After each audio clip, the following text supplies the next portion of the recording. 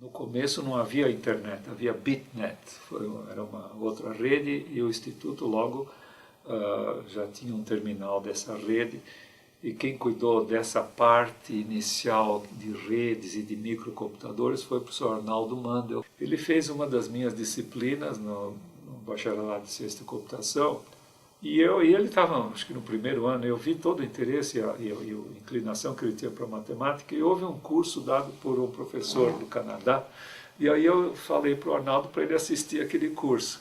Ele acabou indo, inclusive, fazer o doutorado naquela universidade de onde veio esse professor. Mas é interessante como eu acabei ligando o meu destino a muitas pessoas aqui na universidade, especialmente no INE. Eu sou Valdemar Setzer, entrei na USP no finzinho de 63, começo de 64. Eu tinha acabado de me formar no Instituto Tecnológico de Aeronáutica, na área de eletrônica, e fui convidado para integrar o que se chamava naquela época de Centro de Cálculo Numérico, que pertencia à Escola Politécnica. Ele continha o primeiro computador que foi instalado na USP, um IBM 1620, que tinha a fábula de 20.000 dígitos decimais de memória. O pessoal de fora da universidade achava isso muito engraçado, porque eles usavam 4.000 computadores de, em geral, 4.000 caracteres, no máximo 8.000 caracteres. E nós tínhamos um de 20.000 dígitos decimais, né? Eles achavam um exagero. Esse computador foi instalado na Escola Politécnica por iniciativa de 3 professores. O professor Camargo, lá do Departamento de Matemática da Poli, o professor Oscar Sala, da Física, e o professor Manzoli, da Faculdade de Economia e Administração. E com isso eles conseguiram verba para a universidade, instalaram lá, e colocaram uma pessoa que tinha sido meu colega por 1 ano e meio, mais ou menos, quando ele estava cursando o ITA também. Esse professor foi o Ernesto De Vita Júnior. E ele convidou 3 colegas, eu e mais o Iso Fang, e mais o José Dion de Melo Teles, que infelizmente já faleceu. Então eu vim para cá, falei que no fim de 63, porque enquanto a minha turma estava fazendo os exames, eu já tinha feito todos e já trabalharam em dezembro, né? E em 1964 comecei a dar disciplina de cálculo numérico, que existia na Poli, chamava-se disciplina 202, do Departamento de Matemática. Todos os alunos da Poli tinham. E aí começamos a usar o computador nessa disciplina de cálculo numérico, uma disciplina anual. E a Escola Politécnica se tornou, então, a primeira escola do Brasil a dar computação para todos os seus alunos. Me lembro que quando eu entrei, logo no começo, o professor De Vita disse que eu devia dar um curso de introdução ao computador 1620, para a turma dos 10 melhores alunos do vestibular da Poli. Eu fiquei muito bravo com isso, porque eu achava que isso não era critério. Apareceu um dos ingressantes que não estava entre os 10 primeiros, o Cláudio Lucchesi. E ele queria fazer o curso porque queria o curso que eu ia dar lá dentro de uma sala do Centro de Cálculo Numérico. E eu já estava bravo com aquele critério e não queria deixar ele de jeito nenhum. Só que aí ele chorou na minha frente. E aí eu fiquei com dó e deixei ele fazer o curso. Foi o único que sobrou daquele curso, ele se tornou um grande cientista da computação, dos maiores que nós tivemos aqui no Brasil, Cláudio Lucchesi, se tornou professor da Unicamp, professor titular da Unicamp. E então nós tínhamos muitos alunos da Poli que se interessavam, eles mesmos vinham, se interessavam, ou então eu dando aulas e outros colegas dando aulas, a gente via que havia um aluno muito bom, que foi o caso do Siang, por exemplo, que a gente convidava para vir ser estagiário. O Centro de Cálculo Numérico foi um incubador de pessoas que se dedicaram à ciência da computação e se tornaram grandes cientistas da computação aqui no estado de São Paulo. O Ernesto De Vita saiu, foi fazer um curso nos Estados Unidos, e nós 3 ficamos cuidando do Centro de Cálculo Numérico, e logo que ele saiu, nós abrimos o Centro de Cálculo Numérico. Ele se tornou um órgão absolutamente aberto e livre. As pessoas vinham, usavam o computador, naquela época tinha que se operar o computador, né? E usavam o computador, etc., faziam os seus programas, e havia um ambiente muito livre, muito efervescente. E eu acho que isso é que atraiu bons alunos e pessoas que depois acabaram se dedicando a essa área. Depois de algum tempo, eu estava muito incomodado com o fato do Centro de Cálculo Numérico pertencer à Poli. Eu achava que um centro de computação devia ser da universidade. Então eu propus que o Centro de Cálculo Numérico passasse para aqui um instituto que havia naquela época, chamava-se Instituto de Pesquisas Matemáticas, que era dedicado à pós-graduação. Naquela época, antes da reforma da universidade, havia departamentos de matemática em várias unidades, na Poli, na FEA, na Física, na Filosofia, e na arquitetura, e a reforma uniu todos esses professores, esses docentes, esses pesquisadores da área de matemática aqui no IME. Mas antes disso, havia esse problema, que o Centro de Cálculo Numérico pertencia à Poli. Então eu propus que ele passasse para o Instituto de Pesquisas Matemáticas, que se dedicou à pós-graduação em matemática para toda a universidade. Então a pós-graduação começou no Instituto de Pesquisas Matemáticas, que era dirigido, se não me falha a memória, pelo professor Cândido Lima da Silva Dias, que foi depois diretor do IME. E aí eu consegui isso, o pessoal da Poli ficou muito bravo, porque achou que estava perdendo o centro deles. E aí a segunda coisa que eu fiz foi instalar um computador de porte maior. Mas mesmo com o pequeno, aquele 1620, nós fizemos uma coisa muito importante no Centro de Cálculo Numérico. Nós fizemos o processamento de dados do primeiro exame vestibular unificado do Brasil. E também o primeiro que usou exclusivamente testes. E essa iniciativa foi de uma pessoa que se tornou muito importante nessa área, que era o professor Walter Lezer, da Escola Paulista de Medicina. E para fazer a correção tinha que ser feita no computador, porque era muita coisa. E como era um tipo teste, já a coisa estava de certa maneira orientada. E ele chegou uma vez no Centro de Cálculo Numérico, eu me lembro que nós recebemos, eu e Iso Dion, e ele disse assim, nós queremos fazer, só que precisamos ver como é que isso vai ser.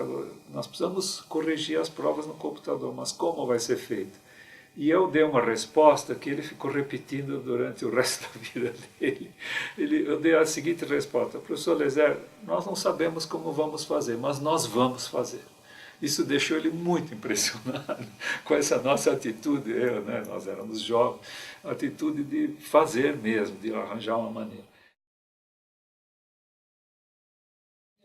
Quando foi feito o IME, na reforma da universidade, eu estava fazendo pós-doutorado no exterior e me passaram para o IME. Eu era do departamento de matemática da Poli, ele foi dissolvido e me passaram para o IME. Me puseram aqui, eu estava fora e fiquei, Aí quando eu voltei, o chefe era o professor Léo Borges. Mas ele não queria ser chefe do departamento. Quando eu voltei do pós-doutorado, ele me designou, me indicou para ser o chefe, e eu assumi a chefia do departamento de matemática aplicada. Aí aconteceu uma coisa muito interessante. Eu achava que a gente deveria começar com a pós-graduação em ciência da computação. Mas essa não foi a ideia, principalmente de uma pessoa, o professor Valdir Muniz Oliva, que era do Departamento de Matemática Aplicada e se tornou depois reitor da USP. O professor Valdir achava que nós devíamos ter graduação. Eu era contra, estava no exterior, eu me lembro que até escrevi que eu era contra. E aí, quando eu voltei do pós-doutorado, em começo de 72, eu encontrei esse bacharelado, que justamente em 72, o bacharelado de ciência da computação, que em 72 começou com a primeira turma. Como é que foi essa primeira turma? Pegaram alunos, ofereceram a alunos que tinham entrado no primeiro ano em 71 para fazer uma opção pelo bacharelado de ciência da computação no segundo ano. Então havia 20 alunos que tinham entrado para matemática, para licenciatura, etc., e optaram pelo bacharelado de ciência da computação. Aí aconteceu uma coisa muito interessante. Eu peguei essa turma nas mãos e fui levando essa turma semestre por semestre, com muito carinho, e mudando o currículo, porque o currículo inicial era mais de matemática aplicada do que ciência da computação. Então, à medida que eles passavam de semestre por semestre, eu ia mudando o currículo, até formar o primeiro currículo completo do nosso bacharelado de ciência da computação, que ficou daquele jeito durante muitos anos. Agora ele está completamente diferente, óbvio, a coisa mudou muito.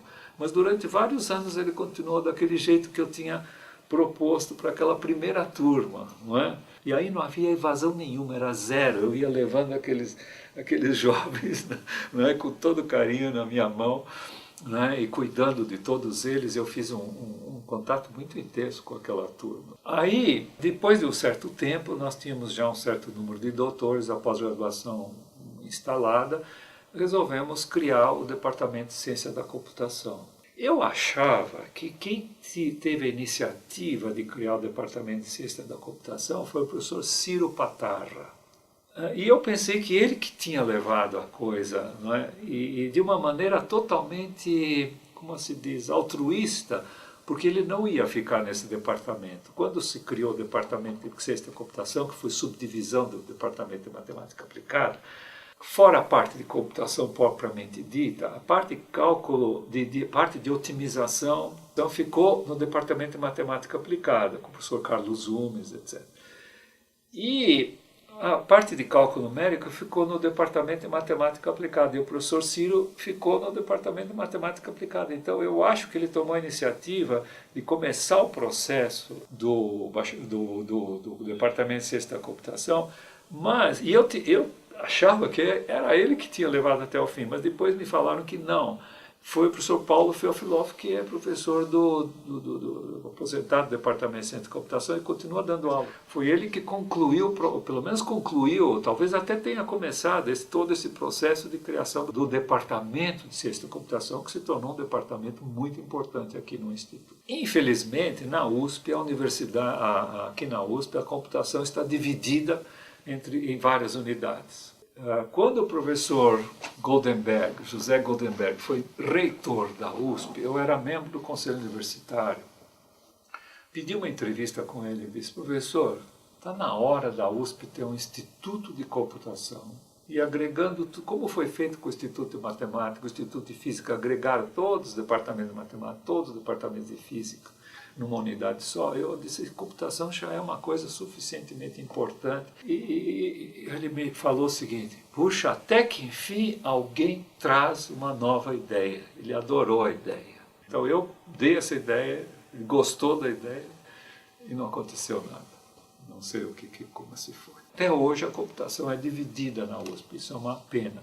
Se houvesse um instituto de computação, ele seria um instituto bastante forte aqui na USP. Na época que começaram os microcomputadores, e a gente tinha aqui vários deles, eu instituí uma coisa que se chamou, um programa que se chamou Dia da Computação. A gente trazia estudantes de último ano de colégio para ficar aqui num sábado, eles traziam lanche, e a gente dava então uma introdução à computação de um dia para eles. E aí, nessa disciplina, eu introduzi uma coisa que infelizmente pouquíssimos colegas continuam usando. Eu inventei um computador a papel, né? Que era um teatrinho, né? Em que os alunos simulavam o funcionamento de um computador. A gente pendurava neles cartazes, então um aluno era a posição de memória 1, a posição de memória, outro aluno a posição de memória 2, etc. E aí a gente carregava misteriosamente um programa que eram cartolinas com as instruções, etc. E depois eles faziam o computador funcionar. Havia uma unidade central de um aluno, era uma unidade central de processamento. Então, para dar a noção do que é uma linguagem de máquina, que é a linguagem mais básica de todos os computadores, para a gente entender como é que os computadores funcionam do ponto de vista lógico. E que a gente dava no Dia da Computação, o pessoal se divertia muito. Eu fiz mais um centro, que é o Centro de Ensino de Computação, SEC, aqui no Instituto. Eu que tive a ideia de fazer esse centro, eu que consegui a verba com o reitor daquela época, o professor Lobo. E a minha ideia é que esse Centro de Ensino de Computação fosse um laboratório para ensinar, isto é, por exemplo, havia 2 salas com micros preparadas para um professor dar uma aula e os alunos nos micros fazerem aquilo que o professor orienta. Quer dizer, são aulas que exigem o uso do computador. Por exemplo, o Departamento de Estatística começou a usar amplamente, não é? Porque eles usam pacotes de estatística para fazer, e eles querem ensinar os alunos a usarem esses pacotes, então eles usam o SEC. Uma das coisas que eu queria é que o SEC desse aulas de computação para a universidade, e isso parece que está acontecendo. Quando existe uma novidade na rede, alguma coisa, eles fazem o treinamento lá. Ultimamente, o que eu fiz foi introduzir no Instituto um projeto que se chama Embaixadores da Matemática. Comecei a dar palestras no CAEM, no Centro de Aperfeiçoamento de Ensino Matemática, e eu percebi que eu tinha uma palestra, desenvolvi uma palestra que seria muito boa para alunos de colégio, abordando coisas que eles não têm normalmente. E comecei a dar essa palestra, e aí eu percebi que, puxa, por que não vamos expandir essa minha iniciativa? E aí eu tive essa ideia de chamar de Embaixadores da Matemática. Não é uma ideia totalmente original, porque a USP já teve embaixadores docentes, eu fui um deles. A gente ia a escolas públicas interessar os alunos para fazerem nosso vestibular. Então foi uma iniciativa da Pró-Reitoria de Graduação, se me lembro bem, e eu me inscrevi. Então eu fui dar essas palestras em vários colégios, e aí eu não dava só a palestra sobre o vestibular. Eu comecei a dar 10 minutos de ou matemática ou física. E eu perguntava, o que é que vocês querem? Matemática ou física? E eu dava assim, 10 minutos no finzinho de um pouquinho de aula para interessar os alunos por alguma coisa. Física, por exemplo, era por que os aviões voam e não caem. E é interessante que esse projeto, essas aulas, vão se encaixar muito bem no biênio da matemática. Um grande movimento pela matemática no Brasil, que foi chamado de Biênio da Matemática. E eu acho que isso se encaixa perfeitamente, porque nós estamos divulgando a matemática, tentando interessar os alunos pela matemática. Para aquela primeira turma de 74, no último ano eu introduzi uma disciplina que eu queria que se chamasse Impacto Social e Individual dos Computadores. Só que isso foi em 74. Aí o pessoal da congregação achava, espera um pouco, vamos colocar uma disciplina com o nome de Impacto Social dos Computadores, e os militares vão cair em cima de nós. E aí eles mudaram na congregação o nome para Computadores na Sociedade e na Empresa, e ficou esse nome. Então eu comecei a desenvolver esse estudo, e é um dos únicos do Brasil, muito pouca gente faz, chamando a atenção para o impacto desses meios eletrônicos. Isso tudo, de certa maneira, começou com aquela primeira disciplina que eu dei em 74.